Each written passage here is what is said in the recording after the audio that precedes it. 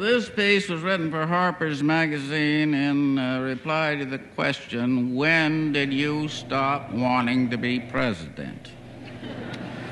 When did I stop wanting to be president?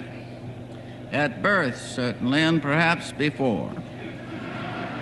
In this life or any previous incarnations, I have been able to check out I never wanted to be president. This innate decision was confirmed when I became literate and saw the president pawing babies and spouting bullshit. I attended Los Alamos Ranch School, where they later made the atom bomb, and bombs bursting in air over Hiroshima gave proof through the night that our flag was already there. Then came the Teapot Dome scandal under President Harding, and I remember the unspeakable Gaston Means, scion of an aristocratic Southern family, infamous private eye and go-between in this miasma of graft, walking into a hotel room full of bourbon-drinking, cigar-smoking lobbyists and fixers with a laundry hamper he puts in the middle of the floor. Fill it up, boys, and we talk business. I do not mean to imply that my youthful idealism was repelled by this spectacle. I had by then learned to take a broad, general view of things. My political ambitions were simply of a humbler and less conspicuous caliber. I hoped at one time to become Commissioner of Sewers for St. Louis County. $300 a month with every possibility of getting one shitty paws deep into a slush fund. And to this end, I attended a softball game where such sinecures were assigned to the deserving and the fortunate. And everybody I met said, now I'm old so-and-so running for such and such, and anything you do for me, I'll appreciate.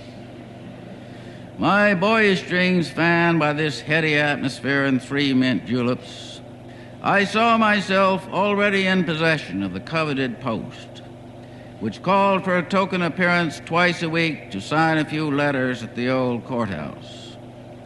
While I'm there, might as well put it on the sheriff for some marijuana he has confiscated, and he'd better play ball or I will route a sewer through his front yard. And then across the street to the courthouse cafe for a coffee with other lazy, worthless bastards in the same line of business. And we wallow in corruption like contented alligators. I never wanted to be a front man like Harding or Nixon, taking the rap, shaking hands, and making speeches all day. Who in his right mind would want a job like that? As Commissioner of Sewers, I would not be called upon to pet babies, make speeches, shake hands, have lunch with the Queen. In fact, the fewer voters who knew of my existence, the better. Let kings and presidents keep the limelight. I prefer a whiff of coal gas as the sewers rupture for miles around. I have made a deal on the piping which has bought me a $30,000 home. And there is talk in the press of sex cults and drug orgies carried out in the stink of what made them possible. Fluttering from the roof of my ranch-style house, over my mint and marijuana, Old Glory floats lazily in the tainted breeze. But there were sullen mutters of revolt from the peasantry. My teenage daughter's is cunt deep in shit. Is this the American way of life? I thought so, and I didn't want it changed. Sitting there in my garden, smoking the sheriff's reefers, coal gas on the wind sweet in my nostrils as the smell of oil to an oil man or the smell of bullshit to a cattle baron. I sure did a sweet thing on those pipes. And I'm covered, too. What I got on the governor wouldn't look good on the front page, would it now? And I have my special police to deal with vandalism and sabotage.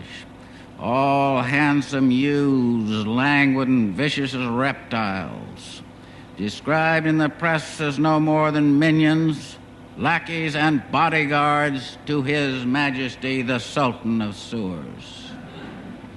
The thoughts of youth are long, long thoughts.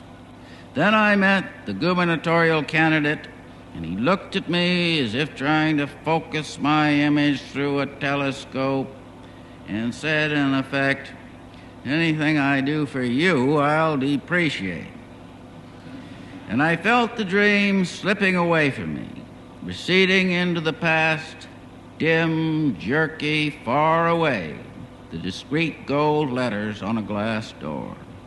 William S. Burroughs, Commissioner of Sanitation.